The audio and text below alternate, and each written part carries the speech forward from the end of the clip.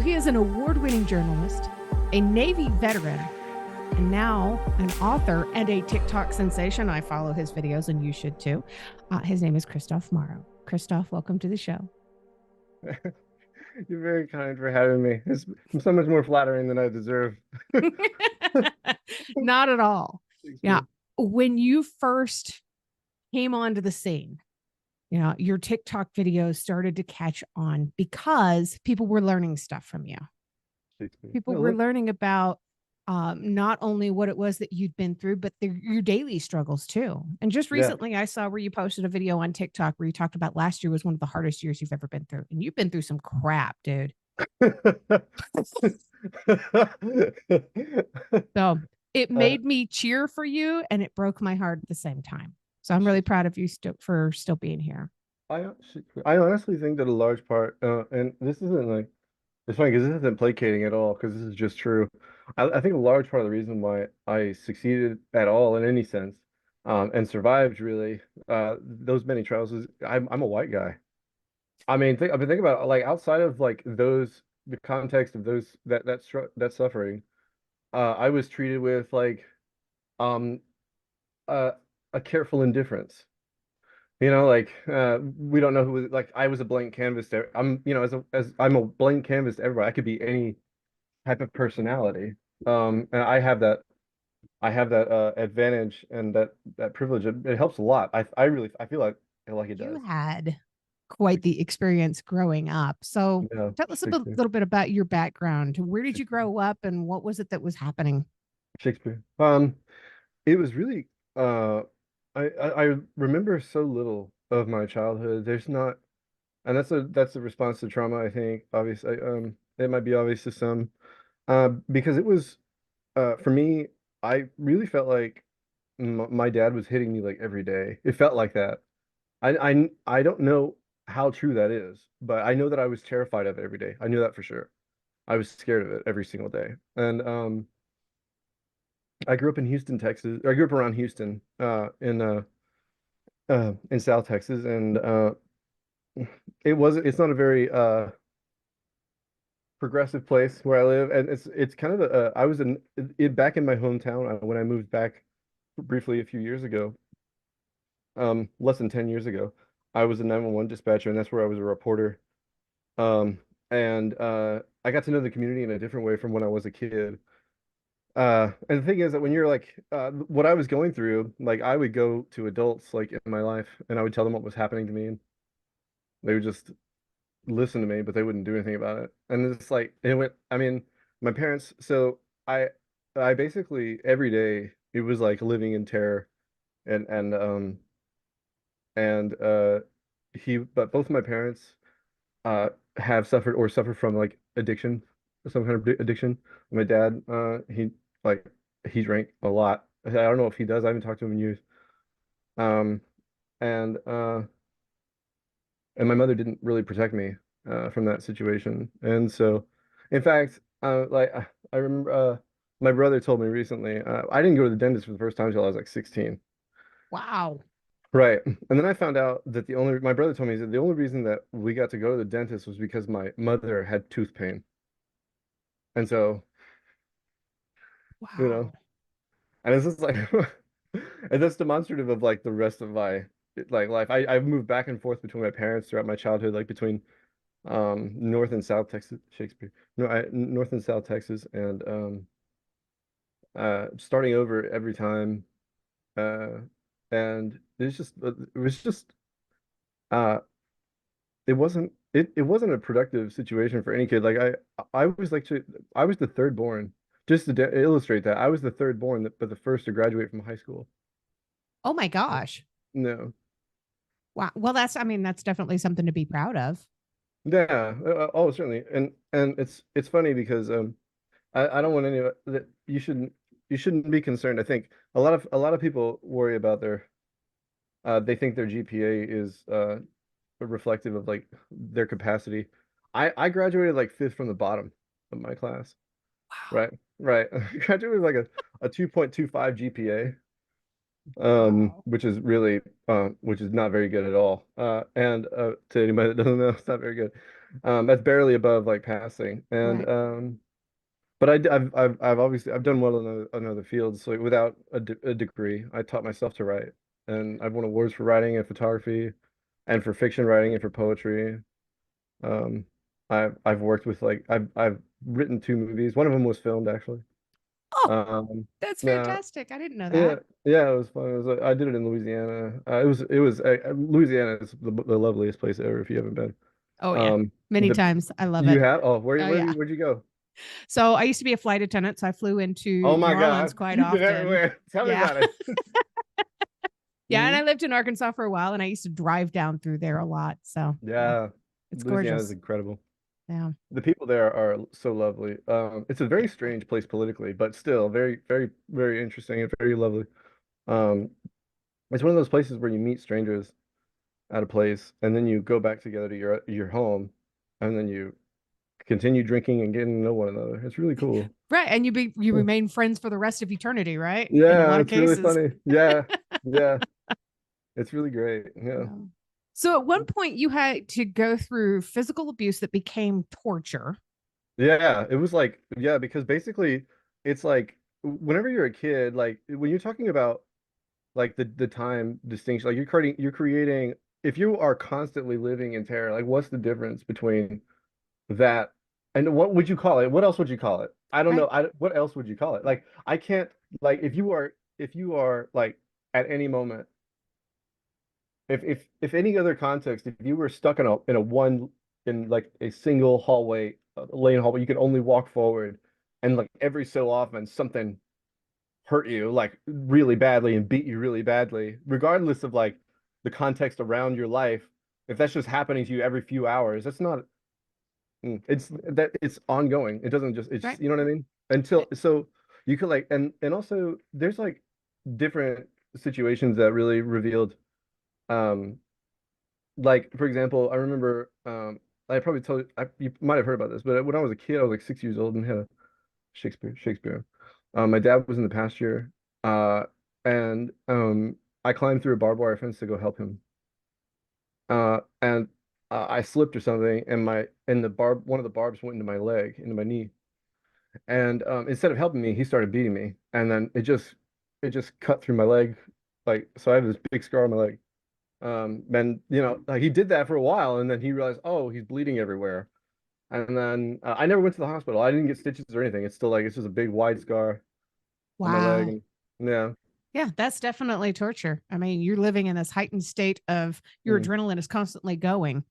yeah, Eventually you become exhausted. it's true. It's actually true. Like it's uh one of the things that I found most profound recently when you I think when you go through that kind of trauma, like eventually every single noise, loud noise or noise that brings you any kind of unease, is going to electrify your nervous system. And so basically, uh, I've been wearing these things that these little things that you like earplugs, but they're called loop ear things. Oh, I did see that on your video. yeah. So I wear these. Yeah, I wear these like Shakespeare. I wear these all the time, and it actually you don't realize that your nervous system is on fire until someone puts it out.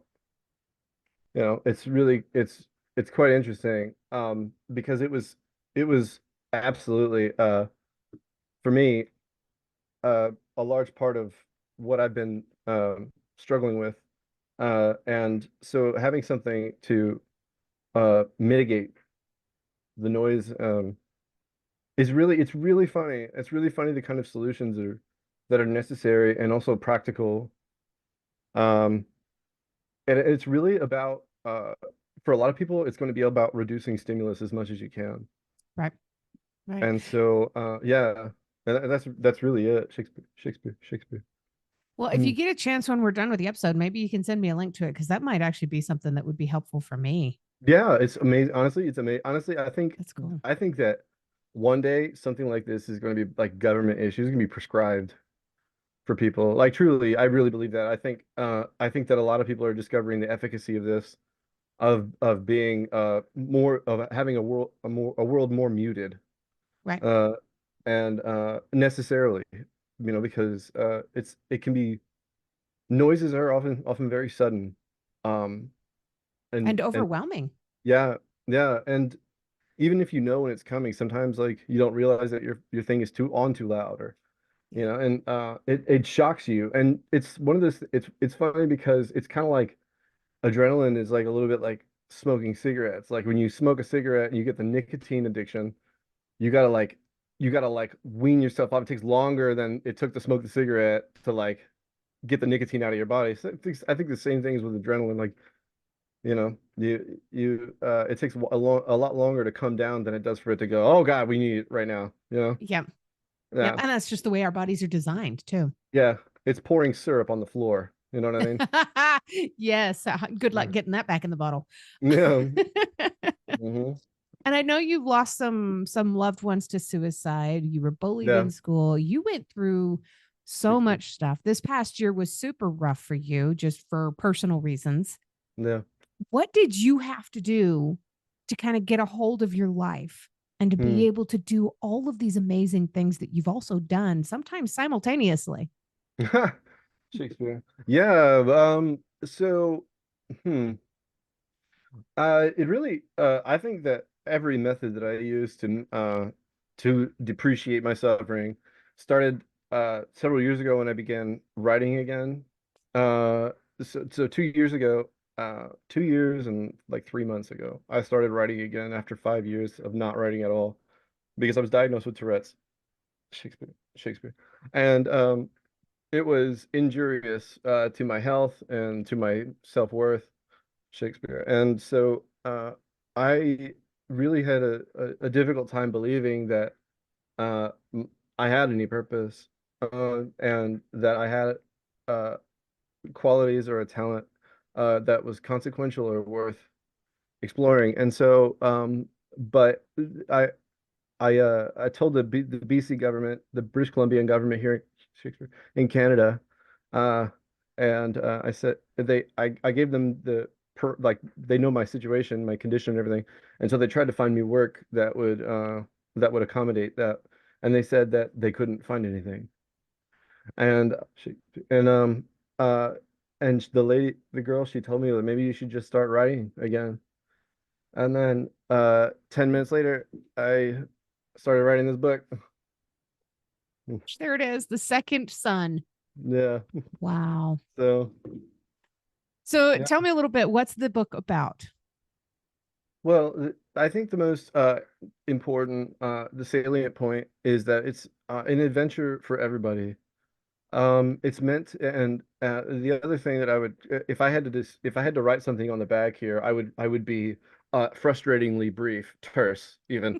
I would say everything is connected, and that's no, it's an epic fantasy it's a I tried to write a work of literature that is wearing the suit of epic fantasy. And because epic fantasy for me is a lot of people I feel like have grown rather fond of it, especially due to Lord of the Rings, the popularity of that, of course, and the movies, of course, they're so beloved and by everyone around the world, and rightfully so because they're amazing. The books are too, and George R. R. Martin's The Game of Thrones, which a lot of people discovered that they could, connect with fantasy characters in a fantasy setting entirely, and it's rather, it's this is a universal profound experience for everyone. Depend if the work is good enough, it can provoke that fondness. And so I tried to split the difference, I think, in content in terms of complexity of the plot, like between Lord of the Rings and Game of Thrones. Like so, and in terms of violence, because I thought the violence in Game of Thrones was a little bit uh, mm, excessive. I don't know how to say it. There's Yep. just some things that weren't relevant to anything except to describe the cruelty of humans, and you can do that in a way that also simultaneously imparts something useful, Yep. instead of what I like to call gore porn. Yeah. It's just not for me. I would have Uh, to agree. I couldn't get past the second episode. I haven't yeah, seen Game of Thrones otherwise.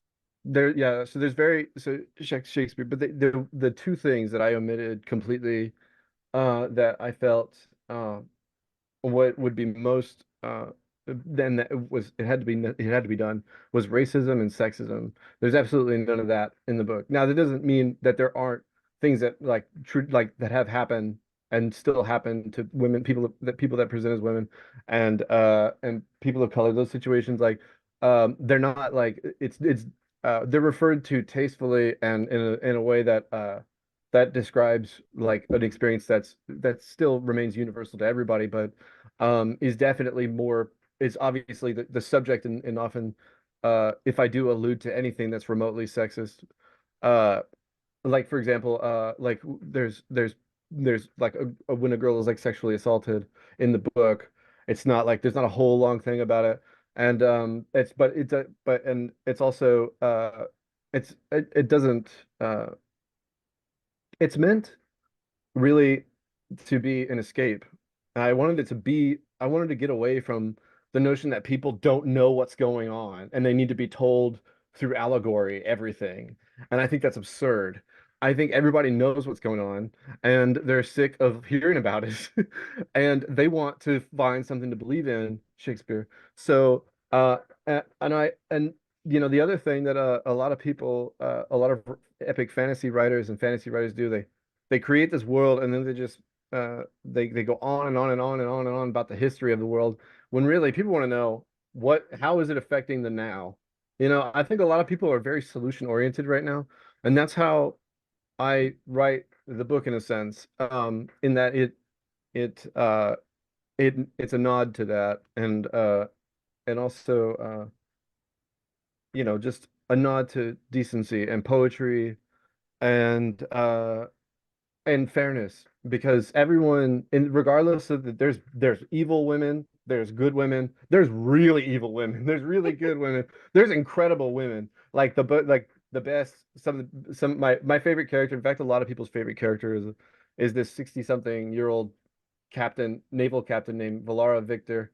And she says some dope stuff like she says to these guys who are slavers, she says your death today without incident is a mercy so wholesome, the gods weep at my virtue. Yeah, Oh, yeah, dude. yeah, yeah. It's like And then stick the knife in the gut and twist it a little. yeah, yeah.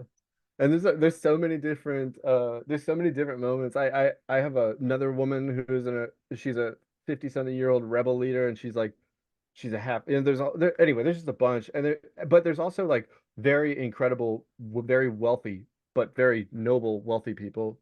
But there's also, you know, just the which we traditionally run into most of the, you know, wealth does corrupt, I think. And so there's a lot of corrupted wealthy people, and there's very few that, but again, there's also very evil um, Yeah. people that live in poverty. Game of Thrones does a wonderful job, except that I thought it focused so much on rich people that I wasn't really, I thought that I wanted to do something more relevant to everyone. And so I did almost all the book is about people that are not rich, you know, and they're normal. And there's millions of little stories. Um, everyone has a story, and I tried to make them compelling, each of them. And what was most important to me was that whenever you encountered someone in the book, it actually felt like a real person, regardless of how much they're in the book. That actually still feels like a human, and that's what has been reported back to me. I succeeded in that regard. So, excuse me. You've got really good ratings. I'm looking at your books, I should say, because No, The Second Son has volumes 1 and 2, both yeah. available in a single book right now, which my copy I just ordered. Hey, that's amazing. And you've got really good reviews on this. And I'm seeing people talk about your book on Book Talk, and they're really going nuts over this. Did you put parts of your own personality and your own Oh struggle yeah. into these characters? Oh, absolutely. Oh my gosh. So much. And so much of my understanding that has been imparted to me through people that are very lovely in my life. But you know, as Shakespeare, you know, as a white guy, uh, Shakespeare, and living in a developed country, uh, you know, like there's some things that are just going to be, you know, like I'm not going to be able to appreciate the seriousness and like the suffering that you can undergo like living as certain demographics in this world, like most demographics other actually most everyone else. Oh my God, yeah, doesn't have it super great.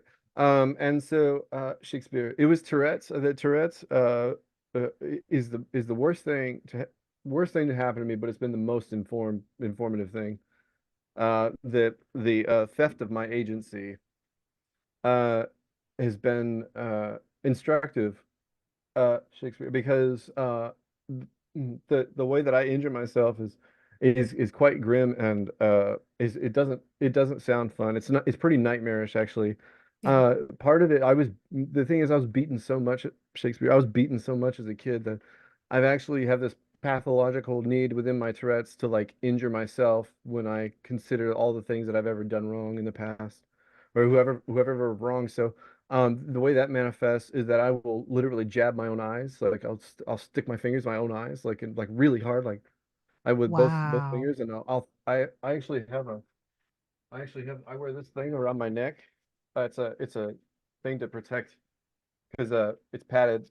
It keeps me Oh, from jabbing my throat because I literally give myself bruises on my throat, and I've given myself black eyes, busted lips, wow. um, and I punch myself in the face and slap myself and in my eye and poke my eyes out. This probably happens 70 or 80 times a day at least. My goodness. That's got to be tough to live with. It is extraordinary. If I had a see what before I started writing my book, and in the midst of it, I realized that I felt like if I did not succeed in this, it's because writing is the only thing that I've been able to do well mine since I started doing it. Yeah. Um, because it was just there's a music to it, and I get it. It just makes sense to me. Uh, and So I felt like if I did not succeed in this regard, what did I have to live for? And Mm. so for the last 2 years, that's what I've been trying to reconcile, is that I have worth outside of my work. Um, but the thing is that I'm so obsessive about it, about my work, that my value outside of it is almost irrelevant because I love it. I love it so much that it gives me an immense amount of purpose, I think. Shakespeare, And Shakespeare. it's so important to find that sense of purpose too. Yeah, it is. So It is. you've got the second son. The volumes 1 and 2 were published in February of last year, Mhm. and it's let's see, in about 4,000 in the Epic Fantasy in the Kindle store. Oh That's yeah, doing remarkably good. But I you didn't know have that. another one called Liam Earns a Friend. I just bought a copy of this for my grandbaby. Aw. And this one is, holy cow, number 5 in Christian Bible stories for children, number 12 in Christian's dinosaur books, and number 21 in children's Christmas books. This is amazing. This is ridiculous. I don't know. I wrote the book. I wrote that book, Shakespeare. I wrote that short story that for my landlord's grandson. Oh, Not this recent Christmas, but the Christmas before the recent one. And and it only took me like 2 hours to write the story. It that didn't was even take me that long actually. still. It took me longer to get to do the art to get the art assembled and put that the art chosen was a lot more meticulous and had to be done. My ex did that, and she's very talented and lovely, and she has excellent taste. So yeah, so we did all of that together in the end, and then we gave it to him. But when I showed it to some people, everyone that I showed it to were like, "You should publish this." And so and given the premise of it, I thought it might be helpful because the premise of the book is about it's a little boy that finds a dinosaur egg frozen amongst others, and when he reheats he discovers that there's actually a live baby dinosaur in there, and he takes it to the mother, and the mother's like, "Oh my God, I did not know that one of my babies survived." And so, because of all the grief that she's experienced, and because Oh, of the how nervous she was for her baby, she wouldn't let them play together because I mean, rightfully she's scared. And so, what ends up happening is that the boy, it's called Liam Earns a Friend because then the boy goes home, he tells his elders what's happening, and he starts to make them gifts, and he knits a sweater. He does stuff that's also like the boy does stuff that's not traditionally masculine, and I did that by design. That's by design. And so he does a few things. He does both. He does a little bit of everything, and then he takes it to them, and then the way it ends, it says that they can something about how they can go out to play, and the best part of it was that he earned two friends that day. You know, so Oh, I love Mhm. it. Mhm. Oh my gosh. I'm going to Yeah. have both of these book covers at the end of the episode too, so people can actually see how cute these are. Oh my gosh. Mm. You're brilliant. Like you said, GPA aside, that does not define who you are or how smart That's you are. right. You are a brilliant human being, and just this is so cool. This is just awesome. Oh, Uh, they're really nice. so we only have a couple minutes left, but can you tell me a little bit about the cover of The Second Son? Because this one is gorgeous too. Yeah. So at the time, I didn't have any kind of like any kind of money, resources for anything. And I knew I wanted to do something, so I found an art generator that would have like that takes prompts. And so I took descriptions out of my book, and then I put that into and used there's a principal image, and then it created I created a few versions, and then th that one was easily the best one, my favorite one. Um, and it is it is an allusion to to the book, of course, obviously, but what happens in the book, of course, and it uh I've actually received the same report from other people. They really like that cover. Yeah, Yeah. it's gorgeous. Yeah, and like I said, I'm going to have a copy of the book cover at the end of the episode, so stick around for that. But it really is. It's beautiful. I love this the mountains in the background coming up through the Yeah. mist in the distance. Oh, it's just cool. Hmm. It has come to that point where I have to ask you my last question of the episode. It's always my favorite question because it's usually pretty difficult to answer. So if you need a moment to think, that's okay too. Hmm. But what is one thing that you truly love about yourself that's not related to your physical appearance? Um, that I believe that uh, justice and redemption are folly, but to seek them is not. If you've enjoyed tonight's episode, please make sure you check out the episode description. You'll find links there on how you can learn more about this guest, links to connect with them on social media, and how to support the podcast. Remember, I don't get paid to do this. My boss is a bit tight fisted, but I can say that. I work for myself.